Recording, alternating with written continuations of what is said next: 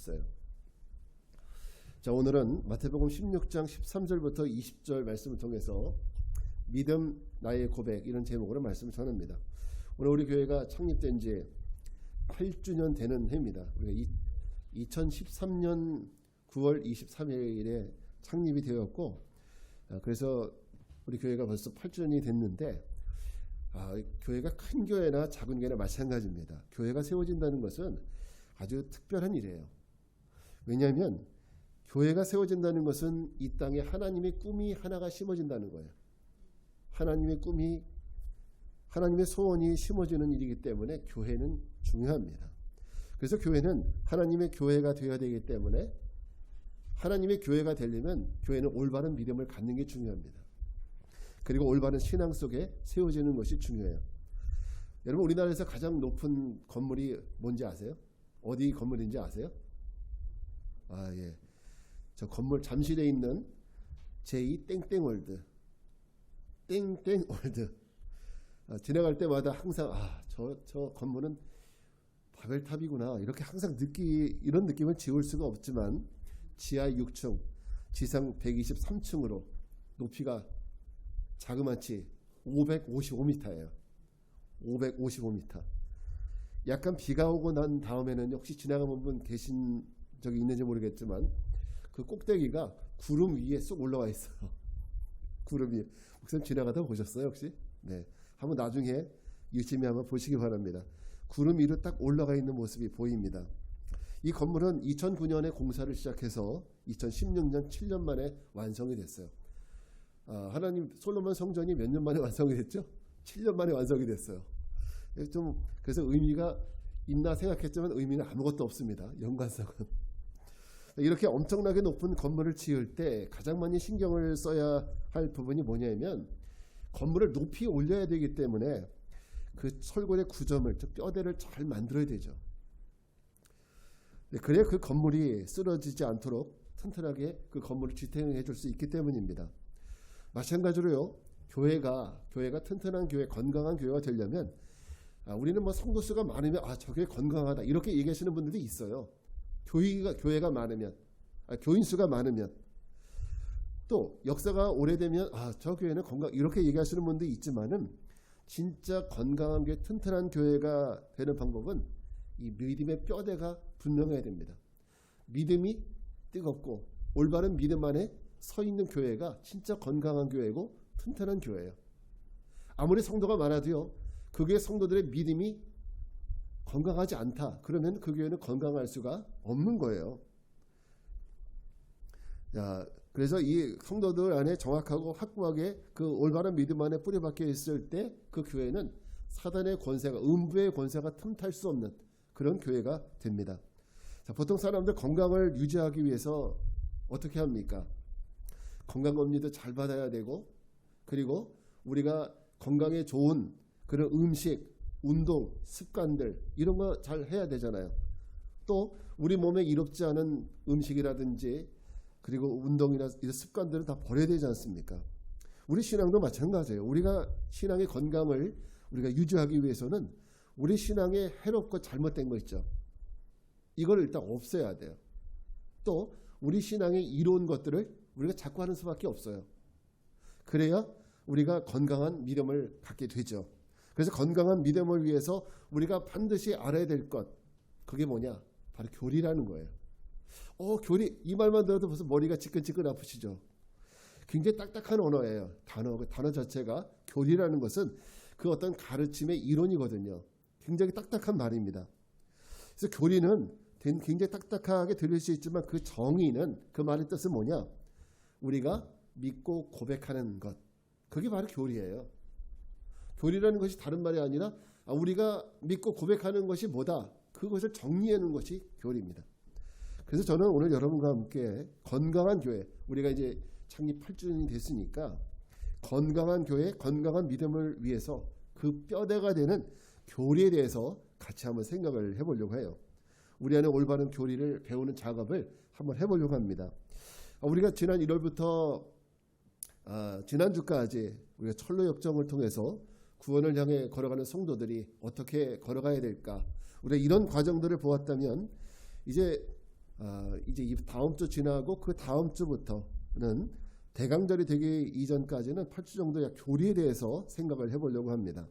오늘은 그 첫 번째로 교리가 무엇이고, 첫 번째 교리로 무엇이고, 우리는 이 교리를 왜 배우고 교리를 왜 알아야 되는지, 교리에 대해서 한번 오늘 좀 나눠보려고 합니다. 자, 첫째는 먼저 교리, 신앙 고백이라는 것은 도대체 뭐냐? 오늘 말씀 15절부터 16절 말씀 아까 외웠던 건데 같이 다시 한번 읽어보겠습니다. 시작. 이르시되 너희는 나를 누구라 하느냐? 시몬 베드로가 대답하여 이르되 주는 그리스도시요 살아계신 하나님의 아들이시니이다. 아멘. 오늘 이 말씀은요, 예수님이 제자들을 데리고 이스라엘 북쪽에 있는 가이사랴 빌립보 지역에 가셨을 때에 있었던 일입니다. 이 가이사랴 빌립보는요, 이방 나라들과 인접해 있어요. 이방 나라들과 인접해 있기 때문에 자연적으로 이방의 문화들이 그 나라에 영향을 끼치는 곳이에요. 그래서 우상이 굉장히 심했던 지역이 바로 이 지역이에요. 지금도 그곳에 가면요, 이 가이사랴 빌립보 지역에 가면은 그 우상에게 그 제사를 지냈던 신전 그 터가 그대로 남아 있어요. 이렇게 우상이 가득한 지역에서 예수님이 제자들에게 질문하십니다. 예수님이 그곳에서 하시는 질문은 사람들이 나를 누구라 하느냐 이렇게 질문을 하세요. 이게 무슨 뜻입니까? 자, 나에 대해서 너희는 뭐라고 생각하느냐, 나에 대한 신앙 고백을 묻는 거예요.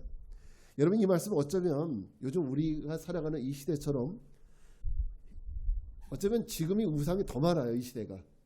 그리고 이단도 훨씬 더 많은 시대고 그 수도 셀 수가 없잖아요. 지금 요즘에 이단들 같은 경우에는 뭐 내가 예수다, 내가 재림한 예수다, 내가 메시아다 이렇게 주장하시는 분들 너무너무 많아요. 내가 구세주다 뭐 이런 분들, 이렇게 주장하는 분들이 많은 영적으로 혼탁한 시대에 우리가 살고 있기 때문에 이런 시대에 살아가고 있는 바로 우리들에게 영적으로 혼탁하고 문란한 이 시대에 그러면 너희는 예수님을 누구라 생각하느냐, 이걸 묻는 거예요. 이 질문을 하는 겁니다. 여러분은 예수님을 누구라고 생각하십니까? 이 질문은 여러분 매일매일 반복해서 우리가 질문을 해봐야 돼요. 오늘 우리가 이 질문을 했지만 내일도 우리는 매일 이 질문 앞에 한번 서 있을 필요가 있어요. 왜냐하면 오늘 나는 예수를 누구나 고백하는, 이거 중요하거든요. 왜냐하면 믿음의 내용, 진리는 늘 변함이 없거든요. 항상 진리는 늘 변함이 없어요. 그러나 문제는 뭐냐, 그것을 믿는 우리의 마음이 변질이 된다는 거죠. 어제의 믿음과 오늘의 믿음이 다를 수 있고 오늘의 믿음과 내일의 믿음이 다를 수 있다는 거죠. 변하는 건 우리 마음이에요. 그래서 오늘 우리에게 신앙 고백이 중요해요.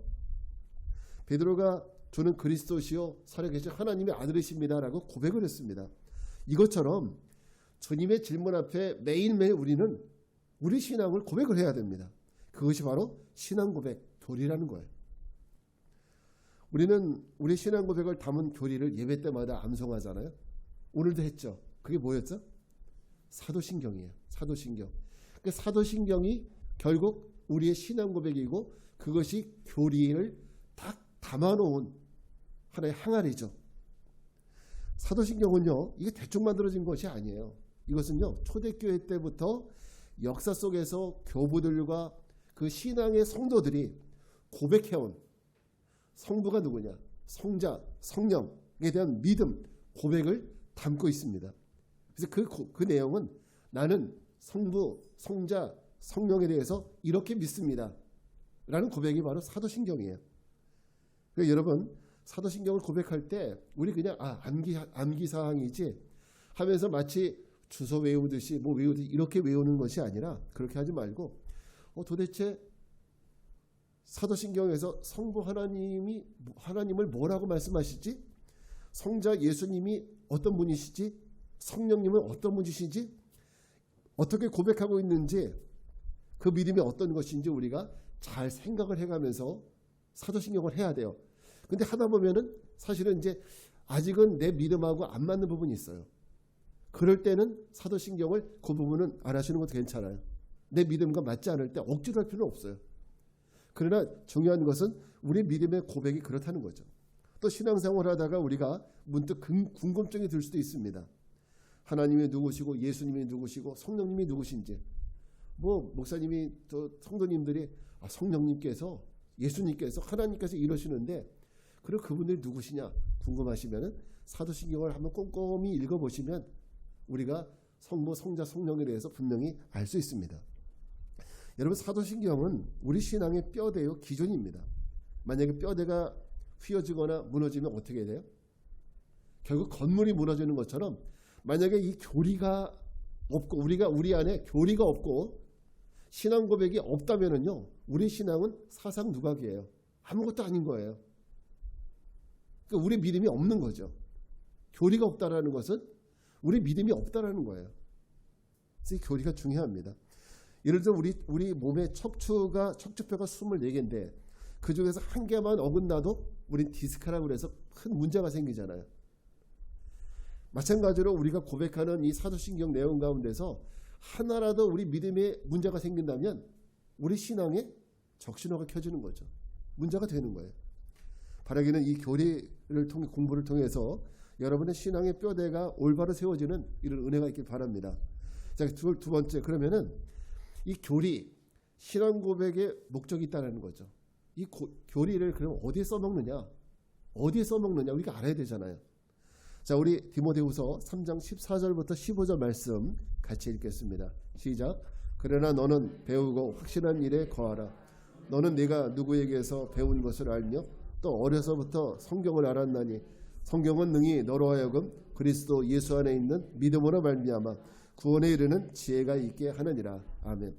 자, 바울이 믿음의 아들 디모데에게 써보는 편지에는 그 시대의 믿음을 지키기 위한 권면의 내용이 들어있습니다. 여기서 중요한 말은 뭐냐면 너는 배우고 확실한 일에 거하라. 배우고 확실한 일. 결국 그것이 뭘까요? 이게 바로 교리예요.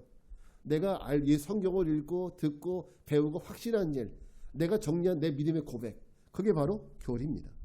이 말씀처럼 우리가 신앙 고백을 해야 되는 이유는 우리가 배우고 확실한 일에 거하기 위해서 우리가 이것을 공부해야 돼요. 사실 성경 자체가 교리는 아니에요. 또 교리가 성경보다 위에 있지도 않아요. 만약에 교리가 성경보다 위에 있다고 얘기하면 이단입니다. 잘못된 거예요. 당연히 성경이 가장 우리에게는 권위가 있습니다. 그러나 우리가 성경을 나름대로 읽다 한 번, 두 번, 세 번 읽다 보면 우리 안에는 어떻게 정리가 되느냐면 내가 성경을 읽어보니까 하나님은 이런 분이시네. 내가 성경을 읽어보니까 예수님은 이런 분이야. 내가 성경을 읽어보니까 성령님은 이런 분이야. 이게 나름대로 정리가 되잖아요. 그 정리가 된 것이 바로 신앙 고백이 되는 거예요. 그것이 디모데가 목회하고 있는 상황에서도 그저부터 사실 이미 영주주의라고 하는 엄청난 이단이 휩쓸고 있는 상황이었습니다. 그런 상황 속에서 바울은 디모데에게 뭐라고 했느냐? 그런 이단 속에서도 확신한 일, 즉 교리 안에 있어야 한다고 말해주고 있습니다. 즉 신앙 고백 교리가 우리에게 주어진 목적이 있는데 우리에게 이 교리, 신앙 고백이 교리가 주어진 목적이 뭘까요? 첫째는 이 시대를 통해서 본다면 이 시대에는 왜 교리가 필요했느냐? 그 당시에 세례자들과 또 이방 종교에서 회심해 온 사람도 있을 거 아니에요. 처음에 예수님을 믿은 사람들, 세례받는 사람들, 또 이방 종교에서 회심해서 돌아온 사람들에게 그 사람들이 어떤 신앙을 고백해야 되는지 이것을 알려주기 위해서 이 교리가 생겼습니다. 자, 기독교가 우리가 잘 알듯이 313년에 콘스탄티누스 황제에 의해서 기독교가 국교로 공인이 되잖아요. 그러면서 기독교는 굉장히 인기가 있었어요. 나라가 국교를 기독교에 삼다 보니까 기독교인이 아닌 사람들은 그야말로 세상에서 할 일이 없는 거예요. 사람들 축에도 못 끼는 거예요. 기독교인이 아니면. 그러니까 얼마나 많은 사람들이 기독교인이 되기 위해서 왔겠어요. 그죠? 이방 종교인 사람들 중에서도 기독교인이 아니니까 이 나라에서는 해먹을 게 없네. 먹고 살 일이 없는 거예요. 그러니까 기독교인이 돼야 되는 거예요.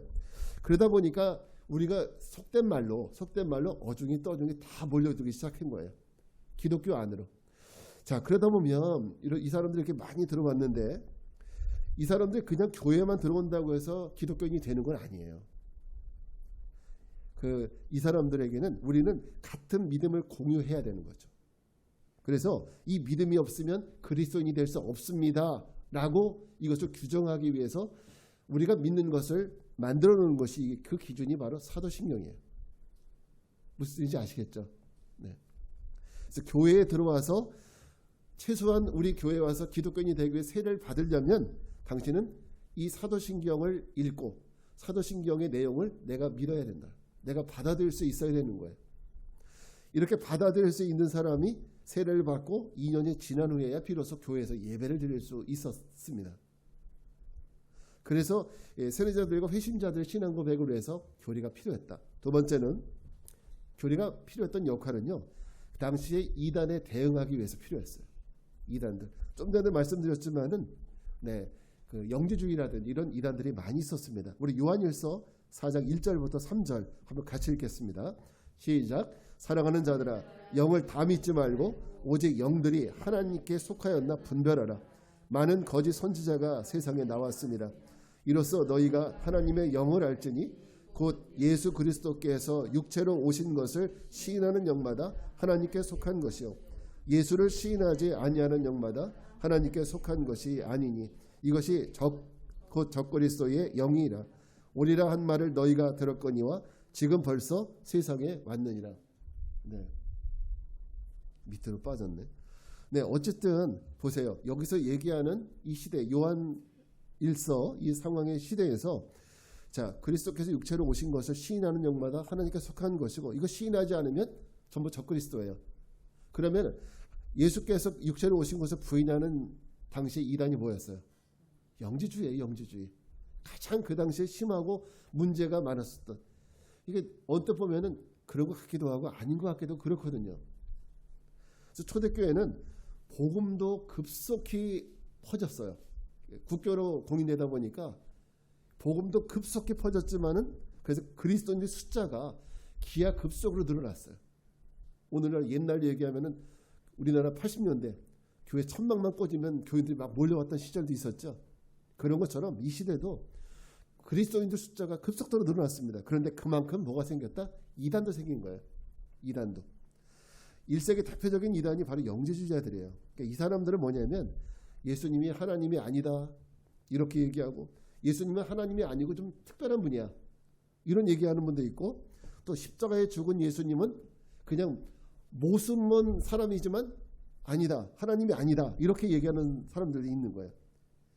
자 그래서 예수님에 대한 성경에 어긋난 주장들이 많아요. 지금 여기도 얘기했던 것처럼 예수님에 대해서 잘못 시인하는 이런 그 이단들이 많았다는 거죠. 항상 논란의 중심엔 예수님이 있었어요. 예수님이 누구시냐? 예수님이 어떤 분이시냐? 바로 여기에 대한 고백을 잘못하는 거죠. 이 이단들은.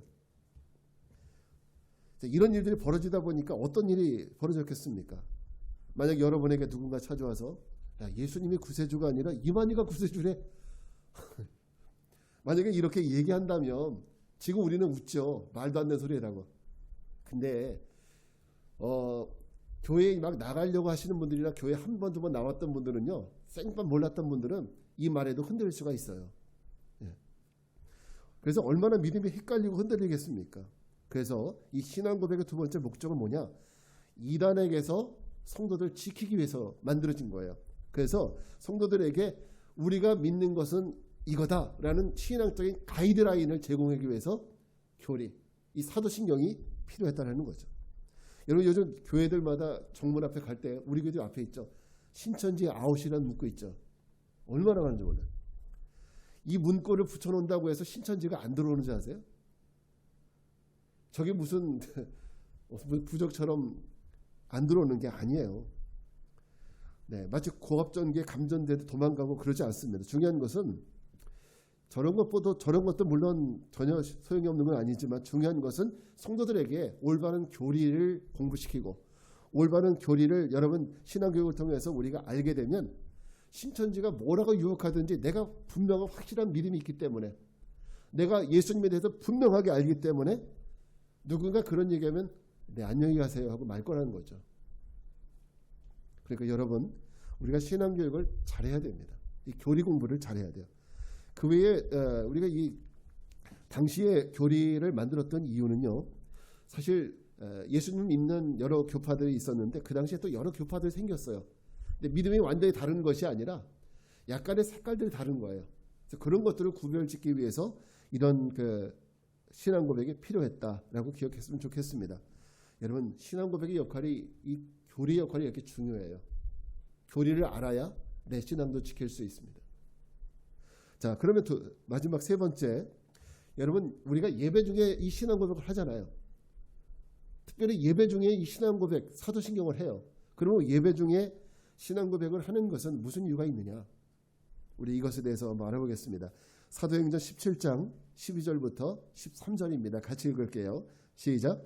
바울이 자기의 관례대로 그들에게로 들어가서 새 안식일에 성경을 가지고 강론하며 뜻을 풀어 그리스도가 해를 받고 죽은 자 가운데서 다시 살아나야 함을 증언하고 이르되 내가 너희에게 전하는 이 예수가 곧 그리스도라 하니.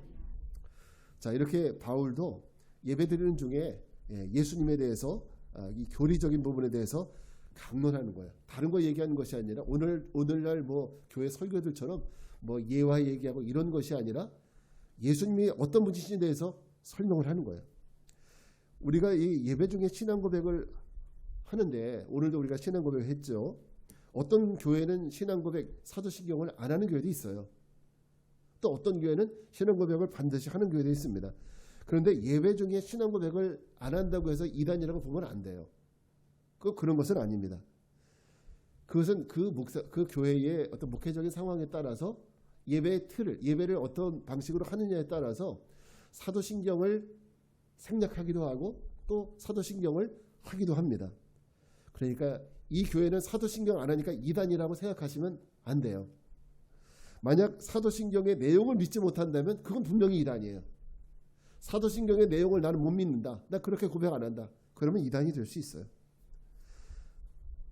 그러나 그럼에도 불구하고 우리가 특별히 예배 중에서 이 신앙 고백을 해야 되는 이유가 분명히 있습니다. 첫째는 뭐냐? 우리가 이 좋은 씨앗 교회라는 공동체 안에서 같이 예배를 드리면서 우리가 사도신경을 같이 낭독을 해요. 같이 암송을 해요. 그 이유는 뭐냐? 첫째는 공동체의 신앙을 재확인하기 위해서 그렇습니다. 다시 말해서 우리 좋은 씨앗교회 공동체, 다른 교회가 아니라 우리 교회. 그럼 우리 교회가 믿고 있는 것이 뭐냐? 우리가 이 고백을 같이 하면서 우리 교회가 믿는 것은 이겁니다. 우리 교회가 지금 이 믿음 위에 서 있습니다. 이것을 우리가 서로 공유하기 위해서 이 신앙 고백이 필요한 겁니다. 우리 이 교회가 만약에 이만희를 구세주로 섬긴다라면 이 교회는 무슨 교회예요? 여기는 신천지예요. 그죠? 우리 교회는 예수 그리스도를 구세주로 믿습니다. 그렇기 때문에 이 교회는 복음적인 교회가 되는 거예요. 그래서 우리 교회, 우리 공동체의 신앙 고백을 우리가 같이 공유하는 겁니다. 그래서 그 신앙을 재확인하는 의미에서 예배 중에 이 신앙 고백을 해야 하는 겁니다. 사실 교회 처음 들어오는 분들은요, 이 교회가 감리교회인지 장로교회인지 신천지인지 잘 몰라요. 관심도 별로 없어요. 제가 그 지방 장로님들 진급 시험을 매년 하거든요. 그때 이제 강의도 하고 시험도 치르게 되는데, 심지어는 이제 장로님이 되시려는 분들도 시험 문제에다가 우리 교단의 이름을 쓰시오 그러면은 장로교라고 쓰시는 분들도 있어요. 네, 그러니까 그만큼 잘 모르세요. 잘 모른다기보다는 관심이 없으세요. 그거는 일반 성도 똑같습니다. 이 교회가 감리교인지 장로교인지 그런 게 중요한 게 아니에요. 아니라고 생각을 하는 거예요. 네, 마찬가지로 우리 교회가 과연 하나님과 예수님과 성령님을 우리 교회는 어떻게 고백하고 있느냐, 이 믿음을 같이 공유하기 위해서 우리 신앙 고백을 한다. 예배 시에 신앙 고백을 한다. 우리 이것을 그렇게 알았으면 좋겠습니다. 두 번째는 우리가 예배 중에 우리 교회에서 신앙 고백을 하는 이유는 우리가 믿음 안에 하나됨을 확인하기 위해서 하는 겁니다. 이 얘기는 무슨 얘기입니까? 사도신경을 고백함으로 인해서 우리 교회 공동체가 같은 믿음을 소유하게 하는 거예요. 나와 너와 다 다른 믿음이 아니라 우리 교회가 이런 믿음을 우리 교회가 이런 믿음을 갖고 있기 때문에 우리 모두가 이런 믿음을 같이 공유하기 위해서, 네, 그렇게 하기 위해서 우리가 이 신앙 고백을 한다는 거죠. 그래서 우리는 이런 믿음을, 똑같은 믿음을 고백하기 때문에 우리는 주님 안에서 하나구나. 우리는 주님 안에서 하나구나. 이런 것을 재확인하기 위해서 신앙 고백을 한다는 거죠. 마지막으로는 예배 시간에 우리가 이렇게 신앙 고백을 하는 이유는 교육적 목적으로도 필요해요.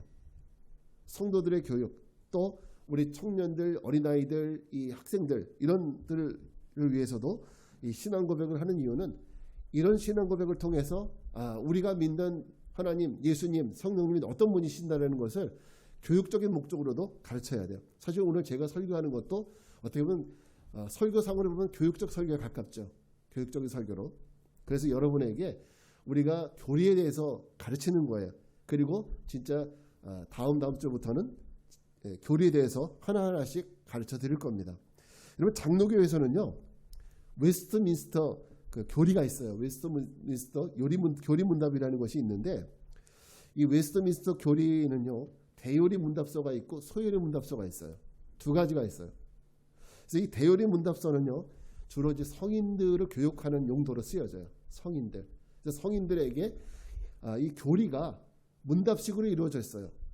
하나님은 누구신가? 하나님은 어떤 분이십니다. 이렇게 문제와 질문과 대답 형식으로 이루어져요.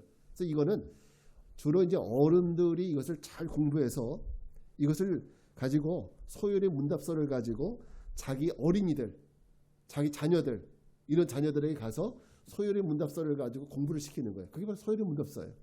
똑같은 형식으로 되어 있죠. 그래서 부모가 잘 공부를 해서 자녀들에게 소요리 문답서를 가지고 공부를 시키는 거죠. 사실은 장로교는 그래서 이 교리를 굉장히 중요하게 여기고 그리고 교리 공부를 많이 시켜요. 그래서 교리를 많이 알려줘서 성도들이 딴 믿음 갖지 않도록 딴 얘기하지 않고 오직 이 믿음 안에 서 있도록 굉장히 노력을 하고 있습니다. 사실 그래서 우리도 올바른 믿음을 갖는 것이 중요하기 때문에 교리를 잘 알아야 됩니다. 자, 오늘 우리는 나의 고백, 나의 믿음, 나의 고백이라는 제목으로 신앙 고백이 뭔지, 또 이 사도신경이 우리가 왜 고백해야 되고 또 이것은 어디에 써먹는 건지 지금까지 같이 나눠봤는데 여러분 저는 여러분이 교리를 딱딱하다고 멀리하지 않길 바라요. 우리가 정말 예수님, 주님을 사랑하는 만큼 하나하나 알아가기를 좀 소망하고 또 우리가 이것을 하나하나 이해하고 믿게 될 때 우리의 신앙이 분명히 튼튼해지고 건강해질 겁니다. 그런 은혜가 여러분에게 있길 바랍니다. 바라기는 성부, 성자, 성령 삼위일체 하나님에 대한 분명한 이해와 믿음으로 저와 우리 교회와 여러분 각자가 건강한 믿음, 건강한 신앙의 성도들이 되시기를 주님의 이름으로 축원합니다. 자, 이제 우리 다 같이 자리에서 일어나셔서 세상 흔들리고 찬양하고 기도하겠습니다.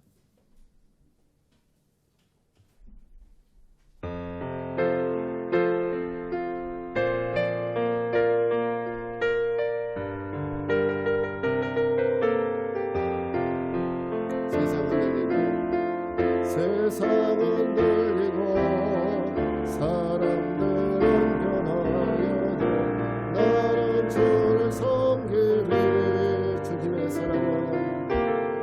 주님의 사랑은 영원히 변하지 않네. 나는 주를 신뢰 오직 믿음으로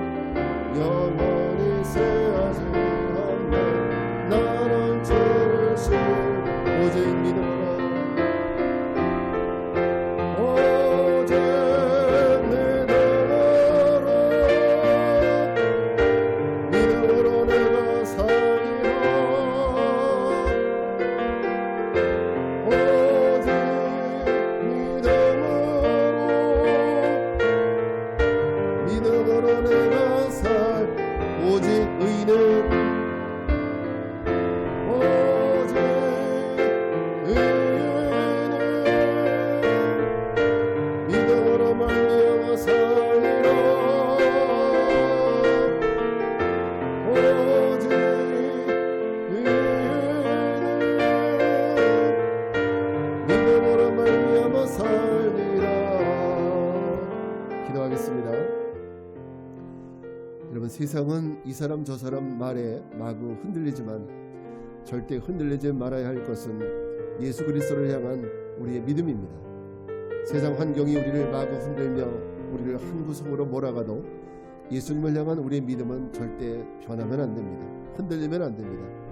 그러기 위해서는 우리가 믿는 나의 믿음이 분명해야 합니다.